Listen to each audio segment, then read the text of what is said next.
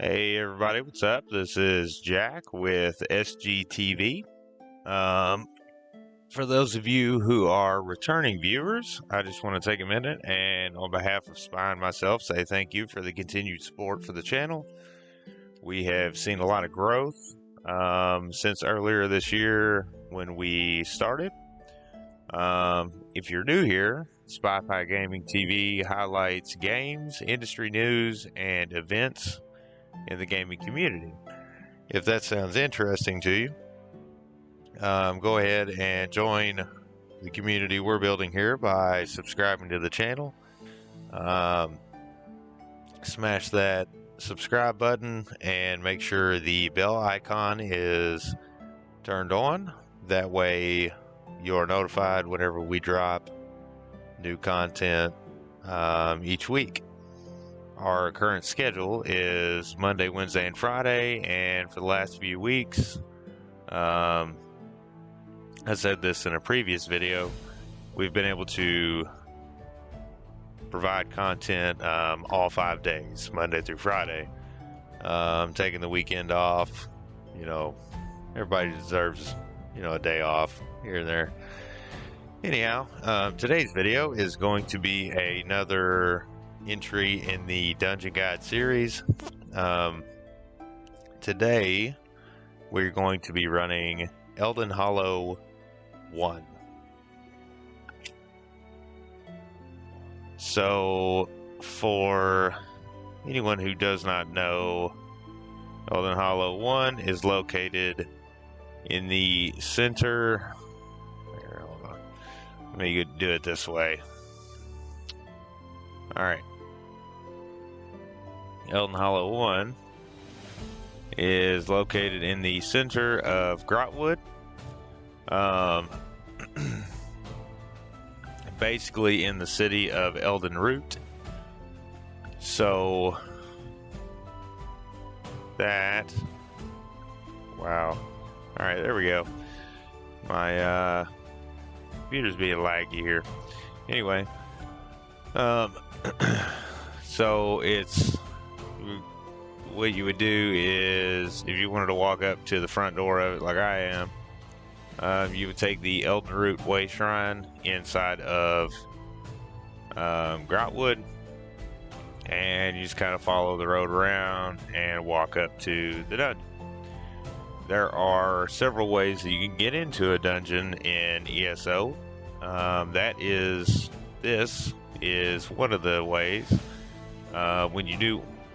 If you have both 1 and 2 unlocked, when you go to walk in, it will have you decide which one you're going to.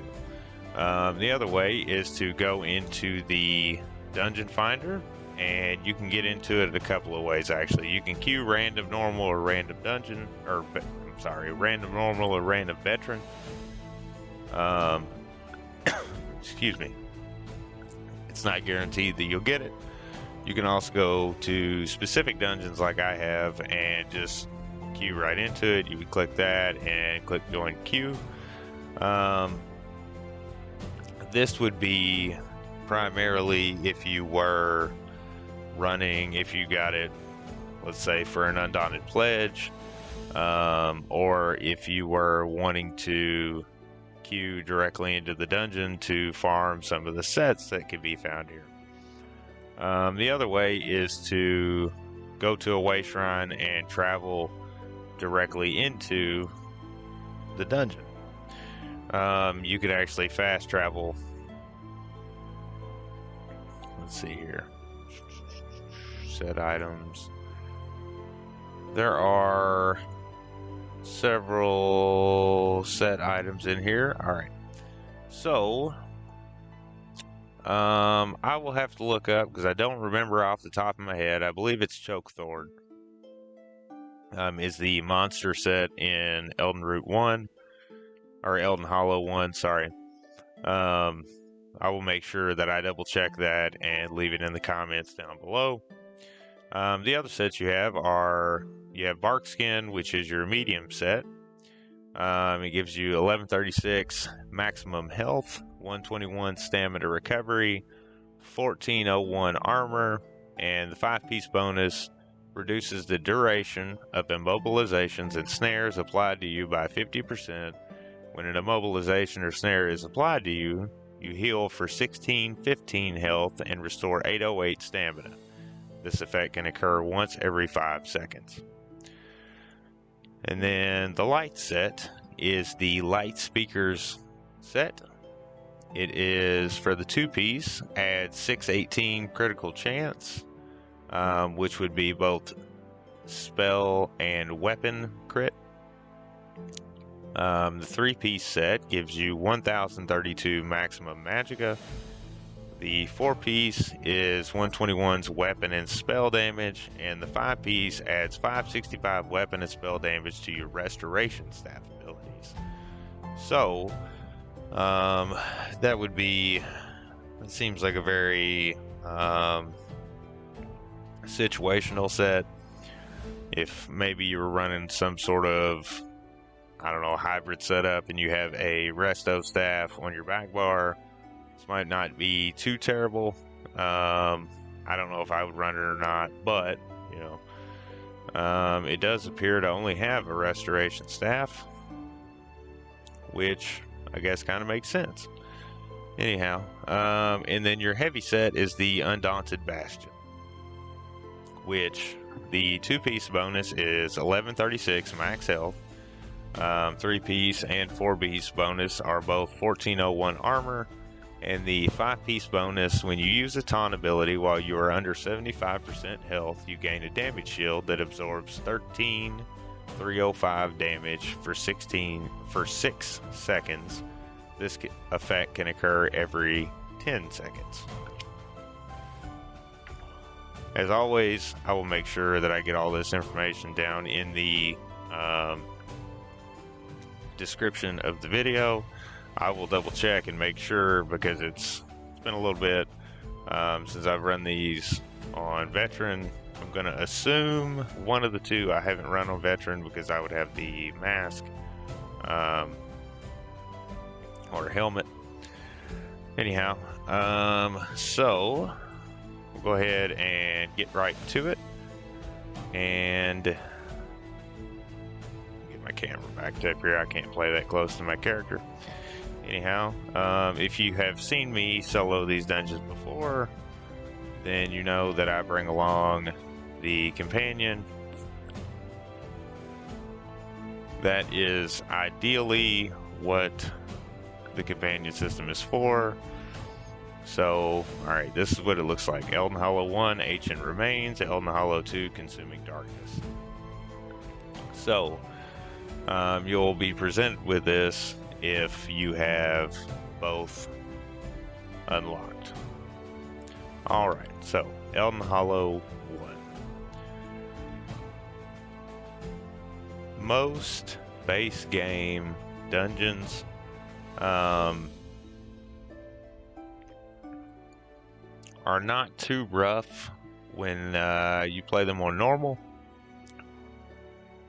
The worst that it gets, that I would say that I've encountered so far, is Banished Cells 2. I mean, it's not awful by any means, but it's not fun either, so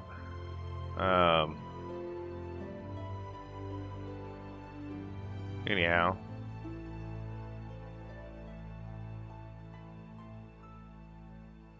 kind of change my skill set around a little bit here. That way we can get through the dungeon a little quicker. Not that it takes a real long time anyway, from what I can remember. I do remember that I hate jumping over these rocks. It's real annoying. They stop you. Anyhow. So, I do believe we are going to be coming up on a boss here shortly.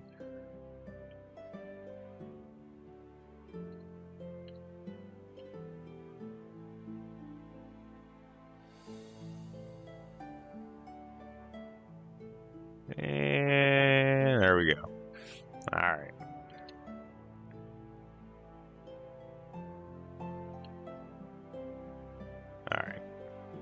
Okay.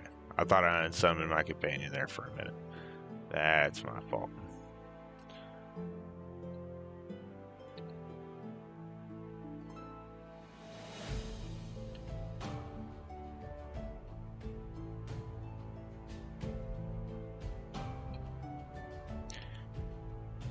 Some people may argue and say, you know, hey, you're not really solo in the dungeon, you're using your companion.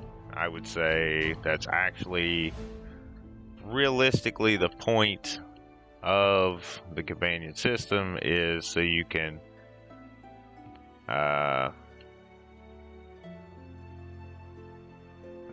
run content on your own that you would not normally be able to, or at least make it far easier for you to do so. Anyhow, there are, as you can see, a good amount of ads in this particular dungeon.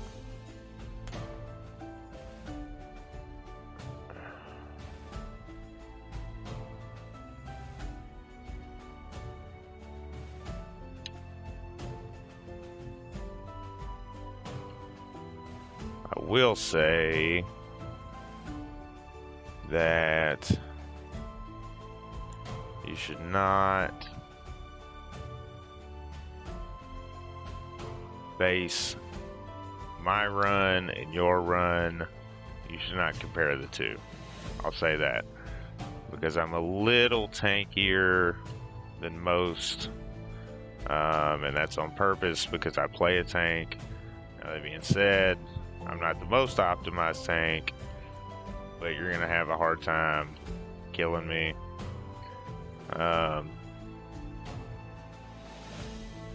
So anyhow,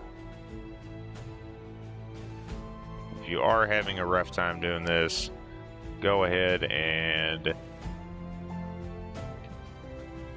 group up, queue specifically into the dungeon, or, you know, find some guildmates or something along those lines that will run it with you.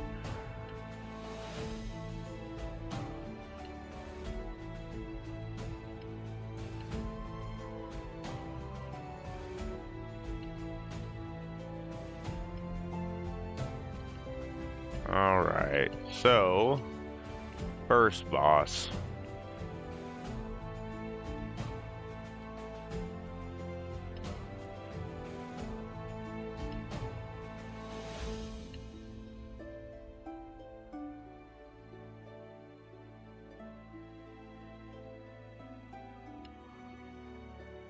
Rule number 1, heavy after a heavy. And I should have blocked it. That's alright though.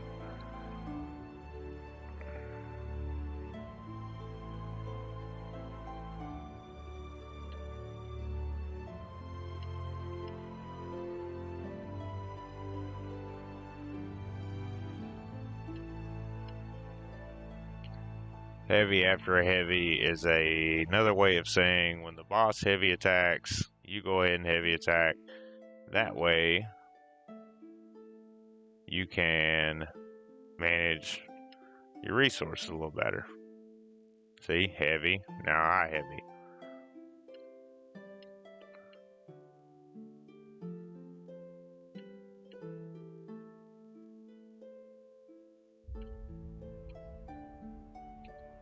Gosh dang. Alright. We're gonna quit playing around here.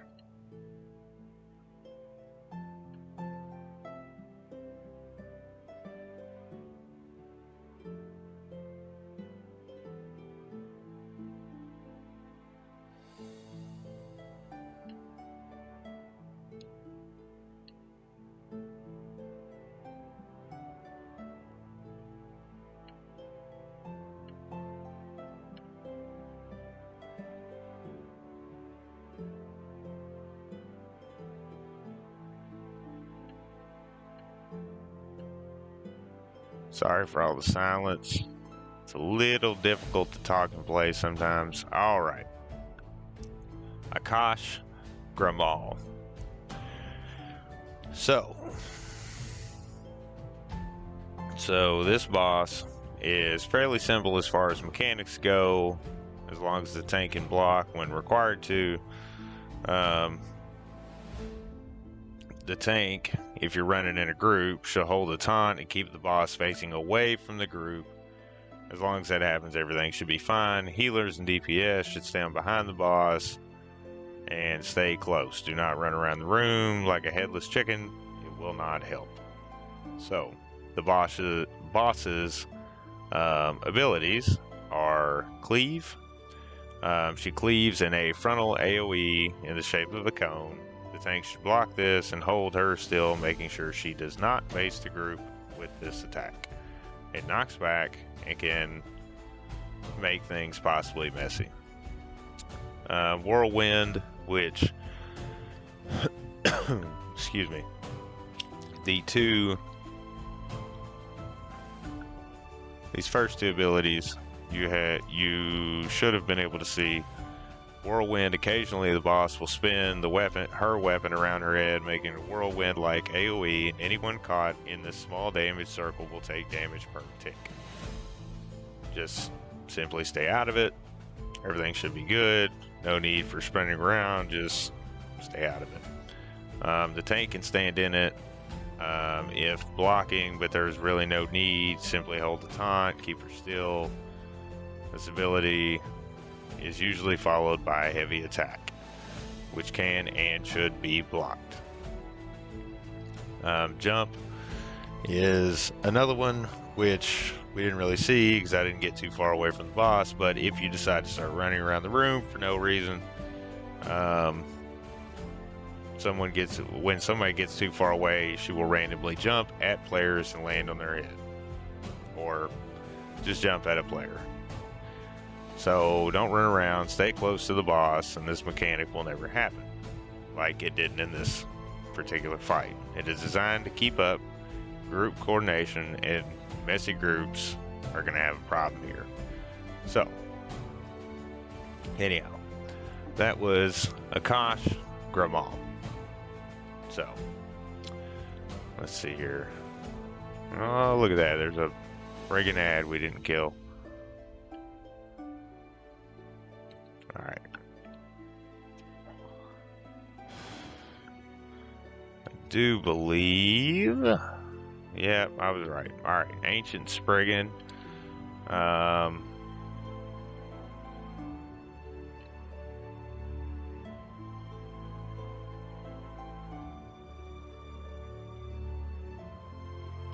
I can see.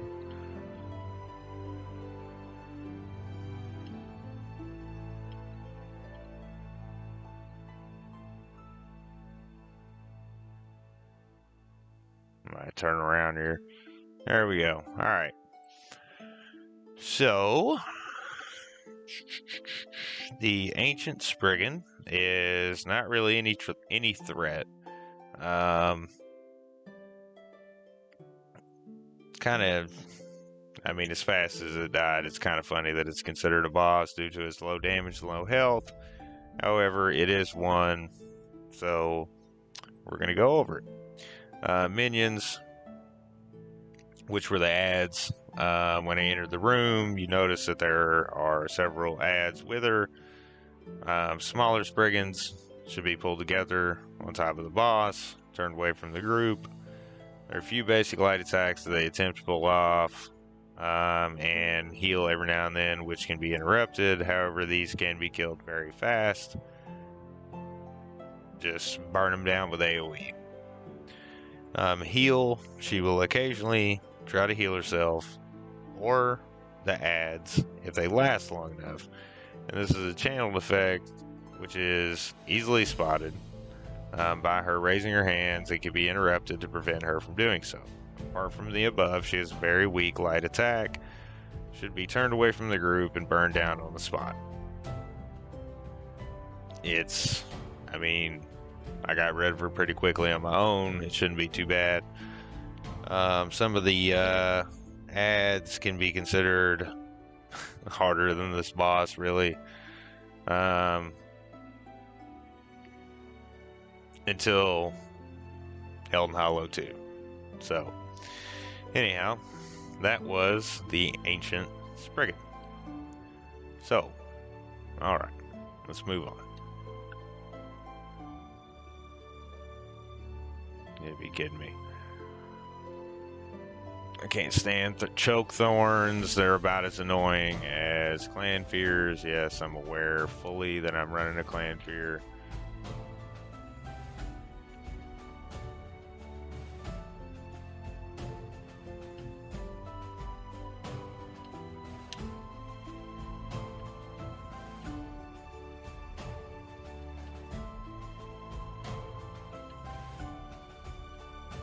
Alright.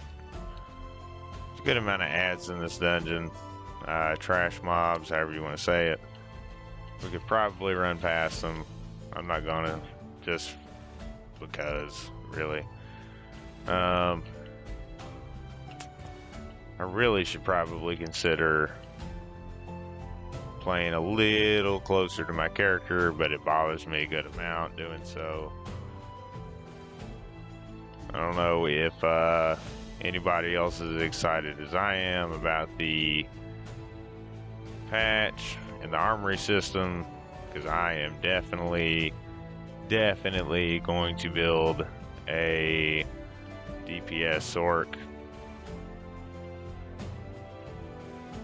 which I think is going to be fun and make things interesting. Alright, oh my goodness.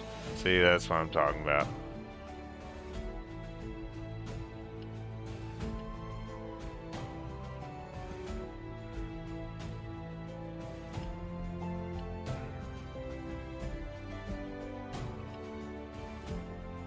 Alright. I gotta get some stain for my magicka. Anyhow. Alright. So, yep, here we go. Chokethorn. This will be fun.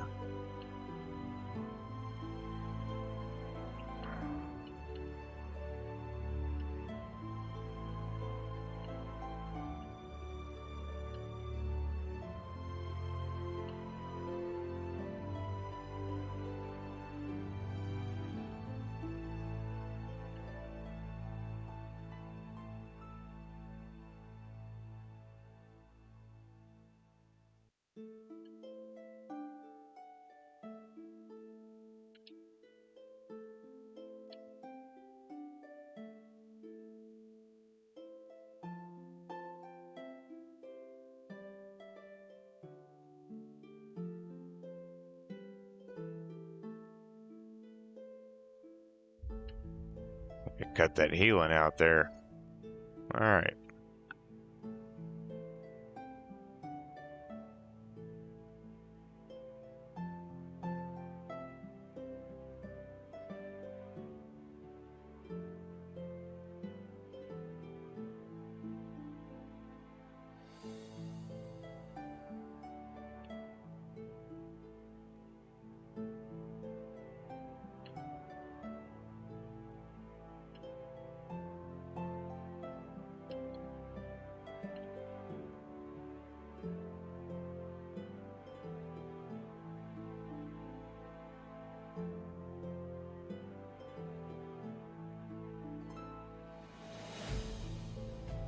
Alright.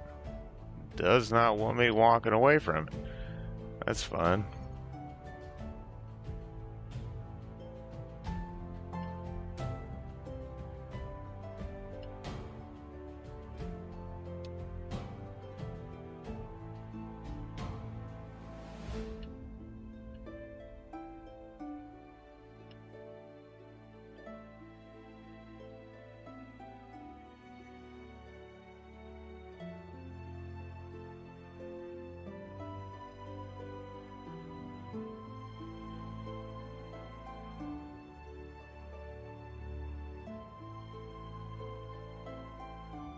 Most of these bosses in this dungeon have a pretty decent amount of health, it seems. Really, you just burn them down the best you can.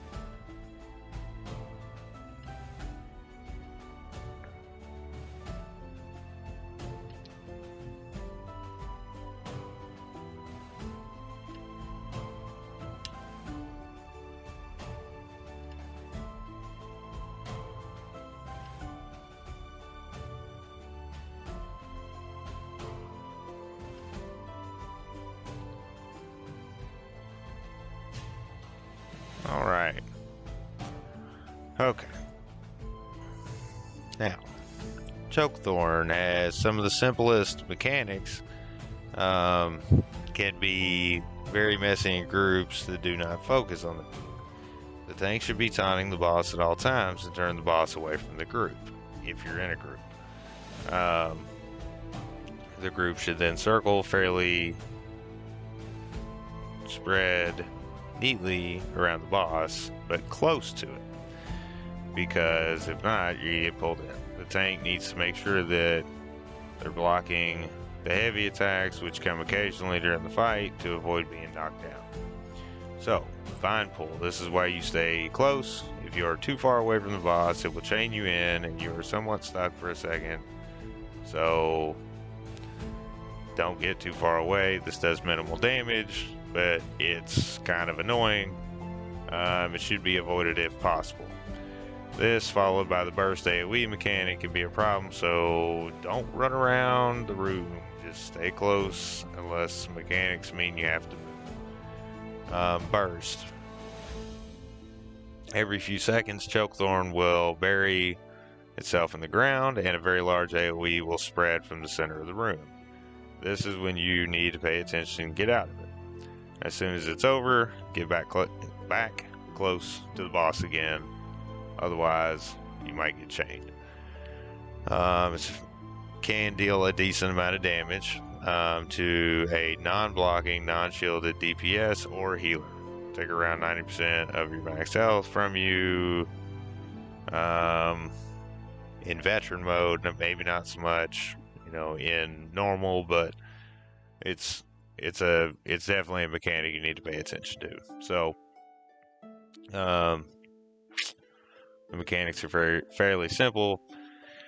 And then the other mechanic is something that we saw, or hopefully saw going on in the background. You have healing stranglers, which throughout the fight, small stranglers will spawn around the room and attach a healing beam to the boss that heal for small amounts.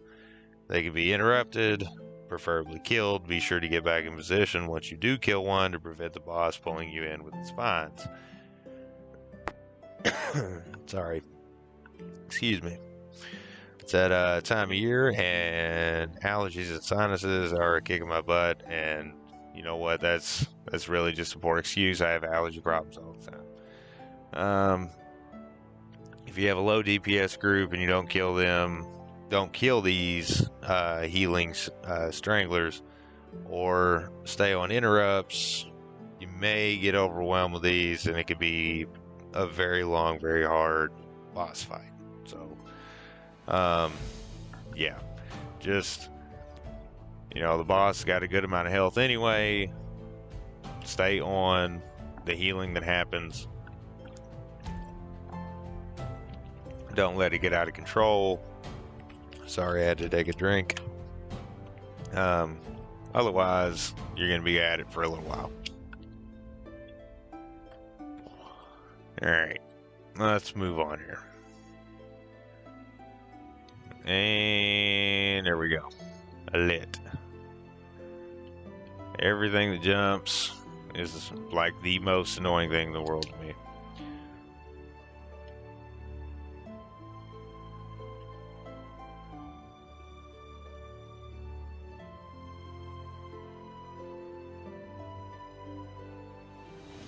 Alright. Moving on. We're going to get rid of this thing first, if I can help it, because I do not like being chained.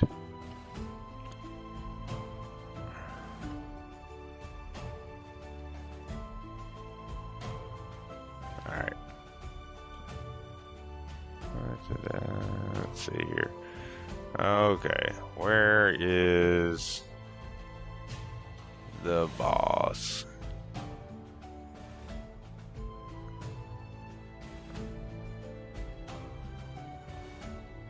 There he is. Nenesh, gro-Mal.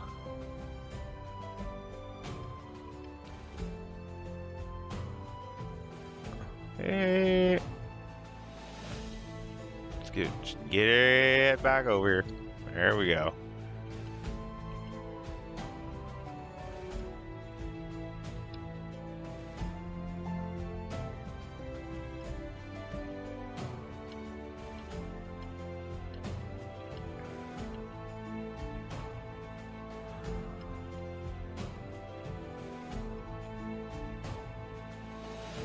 Anytime you see a healer, it's always good practice to get rid of them.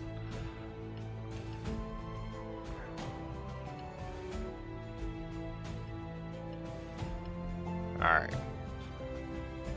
Let's get rid of these first, and then we'll go over the mechanics. Alright. Okay. Nenesh, gro-Mal. This boss is hard to see, as he is in the middle of a large group of adds with multiple melee ranged and healer types. The tank should look for this guy first, and hold him on the spot, facing away from the group. While holding the boss, try to pull in as many of the others as possible on top of him.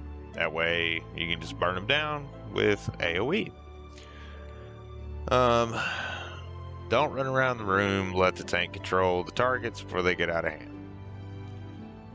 So this boss's skills are heavy attack, which is a simple uppercut. You saw him knock me down with it, because I just wasn't paying attention.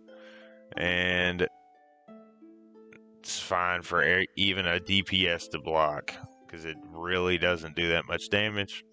And then we have lightning form, which is just like the sorcerer ability, is in the form of lightning, and standing too close to him will get you zapped every second with shock damage. The damage is very small. This shouldn't cause too much of a problem. And then you have Burst and Mage's Fury. It's a channeled attack which bursts lightning once in a small AoE. It does minimal damage, but it can be interrupted. So if your group is on point, interrupt the mechanic, and it won't be any kind of problem. So that was what the little circle on the ground was. And then I do believe the other boss is right over here. Alright, we're not going to get out of this without having to fight the rest of these ads, so let's go ahead and do it.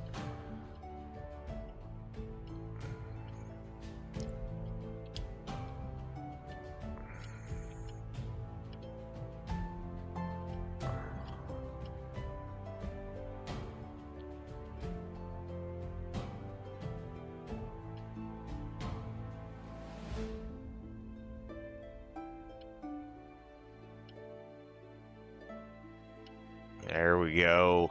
No more snare. That's about annoying, isn't it? Actually, that's about annoying. Alright. There we go. So, we got a really big alit. Alit. Alit. Alit. However you want to say it.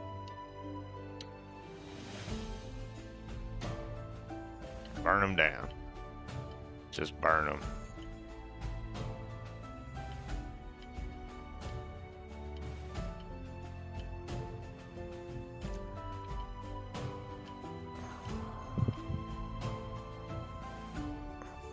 Not too bad.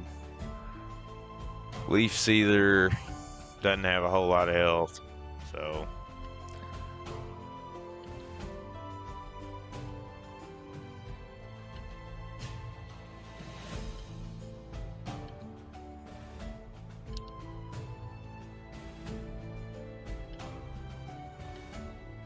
that wasn't no good, was it?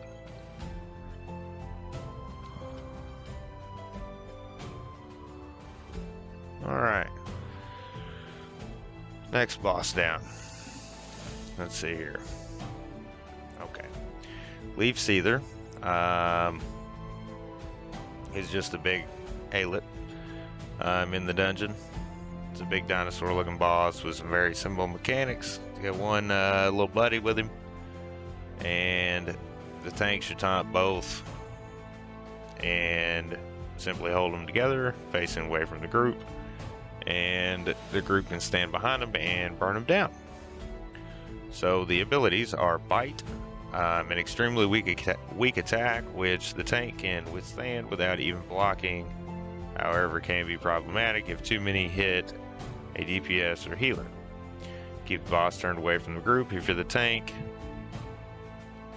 to prevent anyone from being bitten too many times. Jump. So just like the other ailets, this boss jumps. He will jump in the air and slam on the ground onto a target. He has aggro too, which, if you're in a group, should be the tank. This is basically his heavy attack and should be blocked. A tank, DPS, or healer will live through this with a simple block, but if not blocked, it could do a decent amount of damage and causes a knockdown. So if you're the tank, be sure you're taunting and blocking during this mechanic to keep any issues from happening. If the boss is loose on a DPS or healer, however, they should block and not run around the room. There's really no need to run, just block.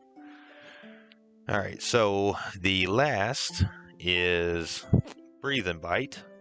It's a breathe in animation followed by a pretty nasty bite. This should be kept facing the tank. Don't spin the boss around because it is a cone-shaped AoE and can hit more than one player. This can be blocked, but also while casting, you can actually just step out of it and then you're good. So if you don't end up blocking it, just move. And then you won't have to worry about it.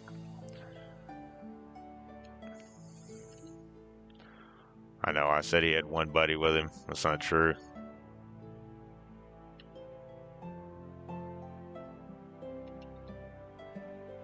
He actually had another one around the corner.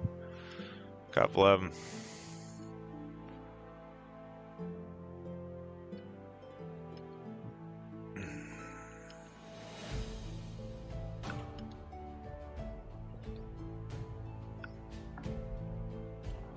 All right. Let's see here. So you can skip all that. I've done it plenty of times.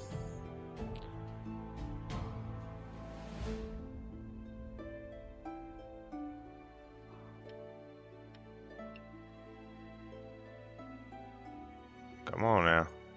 There we go.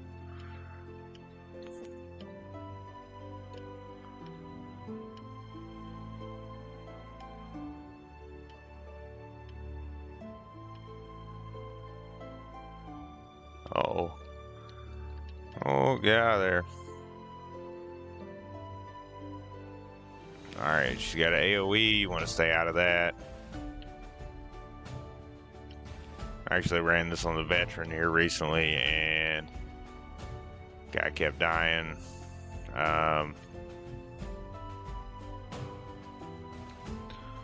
Really wasn't all that funny because we had made it through the dungeon fairly quickly, and we were going to have a no-death run, which would have been nice, but, you know, things happen.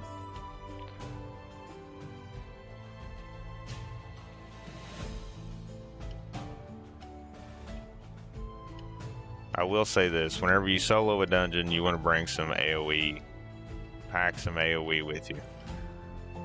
Normally, both of mine are AoE. Both my offensive abilities are AoE, and I just use crit charge. Oh.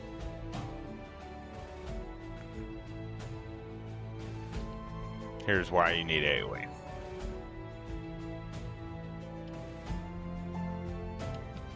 Alright, here we go.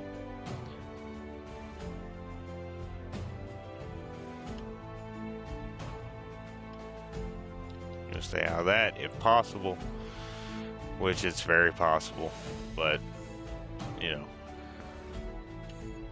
it happens sometimes.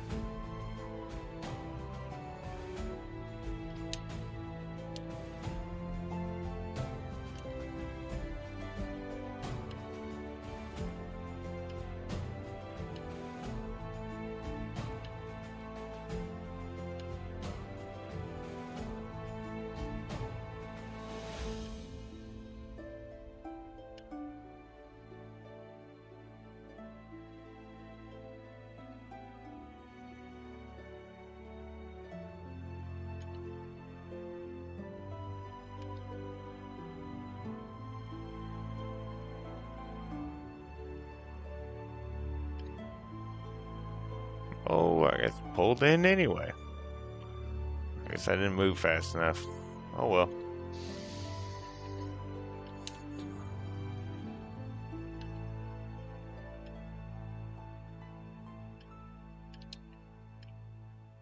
All right. So let's run back on up here. All right. Excuse me. Canonreeve Oraneth.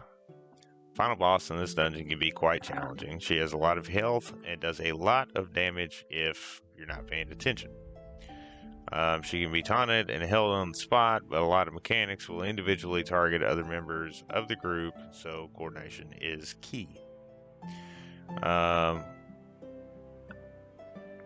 If you're the tank, you should hold the boss in the center of the room, which she doesn't move, but you want to keep her facing you. And your remaining group members should stand around the boss, having their own space, and they don't need to be running around the room. Find your spot and only move when you have to. Alright, so this boss has got several skills. So, Frost, much like the lightning form but without the visual, she will spawn a Frost ability which will do very small damage over time to people very close to her. This is a weak but indicates her next mechanic is coming, which is Poison Bolt. This is the reason you must stay in formation, or stay a little bit spread out. The tank can hold the taunt on her for the whole fight. This mechanic is random. She will cast it on whoever she feels. So she'll physically turn and face the target that she has chosen, wind up a channeled ability, and fire a poison bolt at the player. If it's you, dodge roll. Doing so will mean you completely avoid the damage. But if you miss the time, it will hit you, and the bolt will take a good amount of damage alongside having a small damage over time on you. So if you run veteran or running, either regular veteran or fighting this boss on hard mode, you have a problem. Once you have dodged the mechanic, get back to where you were. Don't run around the room. Stun is the next ability. It's very easy to spot. She will place a rather small AoE on the ground on a player of her choice or near a player. Hands will come out of the ground and pull the player into the hole. You saw that happen to me a couple of times. That is the stun ability. The easiest resolution to this is don't stand in it, right? Like the phrase don't stand in stupid, don't stand in stupid. Like, just if you see it coming, dodge, roll, move, whatever you got to do, just get out of the way. Skeletons will come along with this, which is another small AoE similar to the one similar to the stun. This one actually spawns 4 skeletons who should be killed quickly, preferably with AoE damage. The tank should try to grab them and put them with the boss. You got chains, range taunts. Just don't run around the room. This is not a kiting situation. If they're controlled, they won't cause much of a problem, but if you are running around the room panicking, you're going to distract the group from the rest of the mechanics and risk wiping. So just stay in place, grab them if you can, block until, if you're not the tank and they're on you, block until the tank can get a hold of them, or burn them down, whichever one works better for you. And Blast is the big AoE that emanated out from the boss. It's pretty big and pretty obvious. It's very visible. Just get out of it. It does a lot of damage. when you see it spreading, just start moving backwards until you're out of it. When it's gone, go ahead and move back in, and it's safe to move back in again. A tank can withstand the damage if they are tanky enough, but they will still get knocked back. DPS or healer, it's extremely possible that if you're not tanky enough, you can die.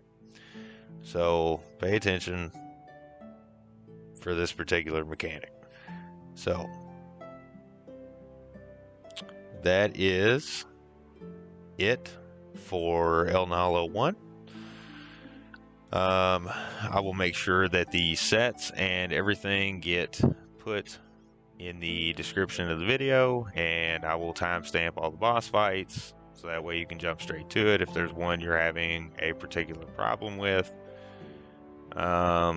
Aside from that, if you watched this far, I'm eternally grateful. I know you didn't have to, and I'm glad you chose our video to guide you through this. If you did like the video, like it, share it. It does benefit the channel, but more importantly, it helps spread the information to the players who need it. Now, be it that could be a brand new player, it could be someone who's been playing a little bit and just has not been dungeon running, right? This is an MMO. There's lots of different ways to play. So, anyway, yeah. So, that's pretty much it. That's all I've got for the video. And thank you for watching. And I will see you guys in the next video.